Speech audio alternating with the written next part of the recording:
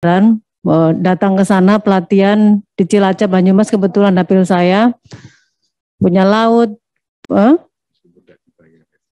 punya gunung, kemudian banyak sekali seperti info-info bencana. Itu saya terima kasih sekali karena ada pelatihan-pelatihan dan itu sangat membantu untuk nelayan, petani dan semuanya. Harapan saya sih untuk pelatihan seperti itu dimaksimalkan karena petugas dan sumber daya manusianya di BMKG kan pasti kurang. Jadi kalau pelatihan kepada masyarakat langsung, maka itu akan memberikan bantuan lebih di mana mereka bisa membantu masyarakat kalau terjadi situasi yang tidak diharapkan. Jadi masyarakat juga bisa tahu waktu-waktunya. Kemudian Ibu, tadi saya mendengar ada lebih sekarang ada media atau studio apa itu tadi. Nah, karena kan sekarang informasi dari BMKG itu menjadi salah satu acuan yang utama oleh kita. BMKG kalau saya mau terbang aja, saya selalu tanya gimana ini cuacanya. Pasti BMKG menjadi acuan informasinya. Kalau media studio ini kira-kira saya tanya jangkauannya itu sampai kemana dan bagaimana efektivitasnya gitu. Karena pasti kan ini menyempurnakan informasi-informasi yang disampaikan ke masyarakat. Apakah ini sudah efektif sekali atau hanya seperti memenuhi syarat aja gitu. Kemudian apalagi sekarang ini semua pasti pegangannya informasi dari BMKG. Saya berharap sekali BMKG ini lebih maksimal lagi untuk memberikan informasi kepada kita semua yang di Indonesia. Ini ada bencana, tsunami, dan lain sebagainya itu kita menunggu dari BMKG. Kemudian sama Bu, saya juga mau menanyakan tentang serapan yang kurang tadi.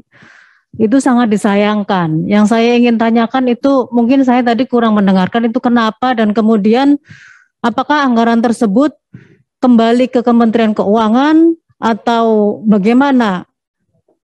Atau bisa digunakan yang lainnya lagi? Kalau jadi masuk nanti lagi dijawab, nanti dijawab Bu, nanti dijawab. Iya. Ya.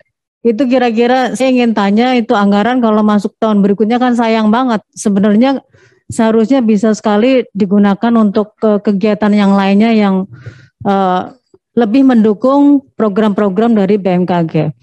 Kemudian melihat kondisi Indonesia yang ya pastinya bencana dari laut, gunung dan lain sebagainya. Melihat ritme yang tahunan seperti ini ada antisipasi atau ide-ide baru lagi enggak dari BMKG untuk antisipasi supaya orang-orang itu tidak terkena gitu longsor, kemudian banjir, kemudian gempa dan lain sebagainya. Itu untuk Ibu BMKG dan semuanya. Dan pelatihannya sih saya harapkan terus ditingkatkan, khususnya di dapil saya dan yang lainnya terserah. Terserah kalau yang lainnya pada nggak mau nggak apa-apa, kasih tempat saya aja. Kemudian Basarnas ya pasti anggarannya sedikit ya Pak ya. Kita juga berharap anggarannya bisa lebih banyak lagi, tetapi kemampuan pemerintah ternyata tidak bisa dimaksimalkan. Ya kita berharap ke depan anggarannya lebih bisa naik dan Basarnas juga bisa mungkin tidak hanya pendekatan ke kita tetapi pendekatan ke pemerintah di bagian yang lain.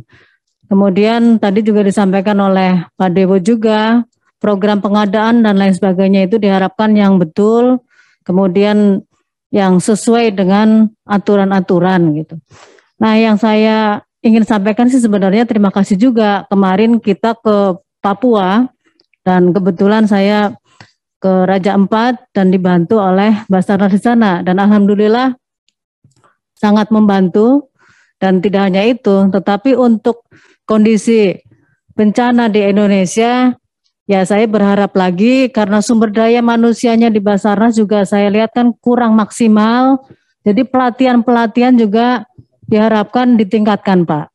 Pelatihan kepada masyarakat-masyarakat yang bisa membantu kegiatan-kegiatan Basarnas di saat-saat yang dibutuhkan kepada masyarakat, kepada elemen-elemen, pemuda dan lain sebagainya di seluruh lini.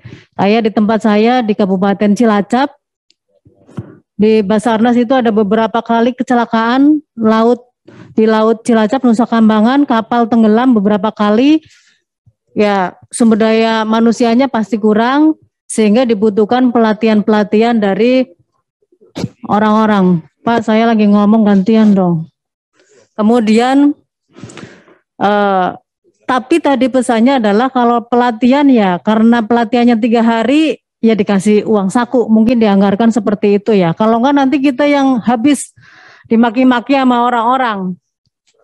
Ini pelatihan gimana sih kok nggak ada uang sakunya, apalagi 3 hari.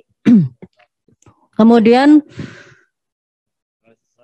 Cilacap, juga Palembang, Pak Edi, saya ngelihat kantor Basarnasnya kurang itu ya, representatif. Jadi harapannya usulan-usulan yang masuk dari Kabupaten Cilacap dan sekitarnya bisa diakomodir.